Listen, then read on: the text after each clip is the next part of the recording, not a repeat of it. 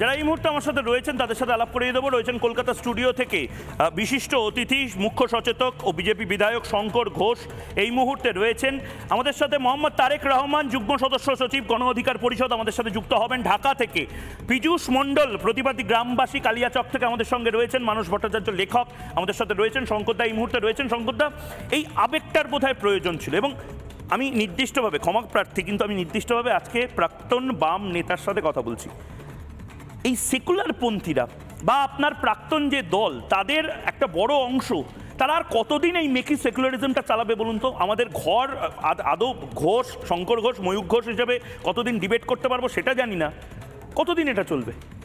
দেখুন, আমাদের পশ্চিমবঙ্গে বামেরা হচ্ছে সেই বিশিষ্ট প্রজাতি যারা ওপার বাংলা থেকে লাত খেয়েছিলেন, মানে অনেকে বলেন, বা তারা খেয়েছিলেন শুধুমাত্র ধর্মটা হিন্দু হওয়ার জন্য।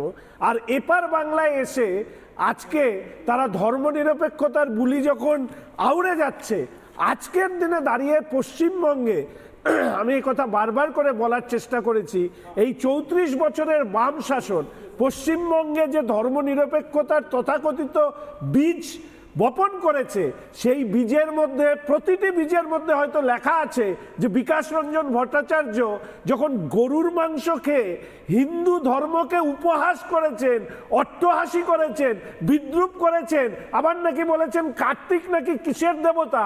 আজকে মনে হয় সেই বাংলায় হিন্দু বাঙালিদের আরেকবার নিজেকে আয়নায় দেখবার সময় এসছে।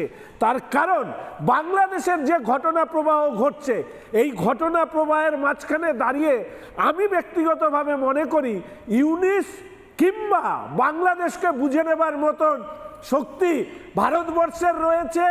আমাদের যশস্বী প্রধানমন্ত্রী নরেন্দ্র মোদী সেটা দেখে নেবেন, কিন্তু আজকে বাংলা এবং বাঙালিকে এটা ভাবতে হবে যে এই 34 বছরের বাম শাসন যা আসলে শিখিয়েছে হিন্দু ধর্মকে উপহাস করা যায়, হিন্দু ধর্মকে বিদ্রুপ করা যায়, আর তারই পরবর্তী রূপ তৃণমূল কংগ্রেস, যারা এই রাজ্যটাকে তার মন্ত্রীদের দিয়ে কখনো বলাচ্ছেন মিনি পাকিস্তান করে দেব, কখনো তার বিধায়ক বলছে যে আমরা 70, এখানে তোমরা 30, এই জেলায় ভাগীরথীতে কেটে ভাসিয়ে দেব, কিংবা আরেকজন মন্ত্রী বলছে যে জনসংখ্যা এমনভাবে সন্তান উৎপাদনের মধ্যে দিয়ে বৃদ্ধি করব, আজকে যারা গুরু তারা সংখ্যালঘু হয়ে যাবে।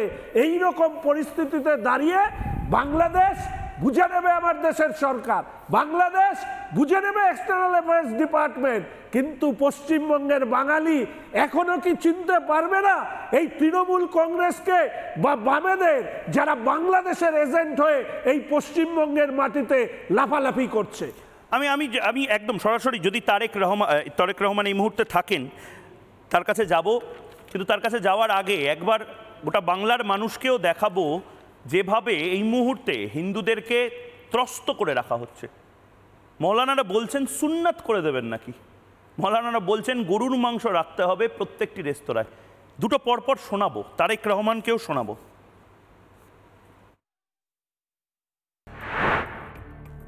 প্রিয় ভাইয়েরা আমার, আমরা বলতে চাই তোমরা আসো, তোমাদের সাথে আমাদের খেলা হবে।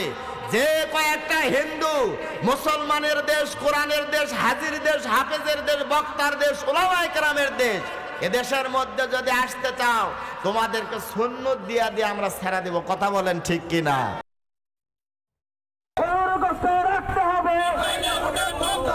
ভারতের দালালেরা, হিন্দুর দালালেরা, ইসকনের দালালেরা, হিন্দুদের আস্তানা। গরু কারো মা নয়, গোশত রাখতে নাই কোনো ভয়।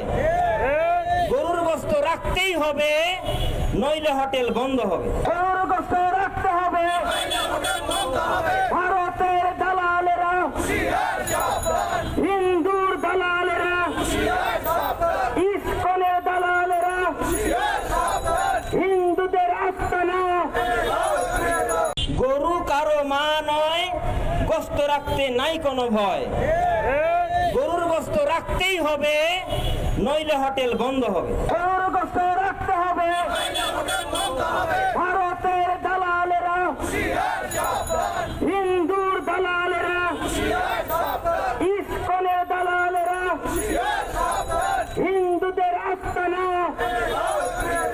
গরু কারো মা নয়, গোস্ত রাখতে নাই কোনো ভয়।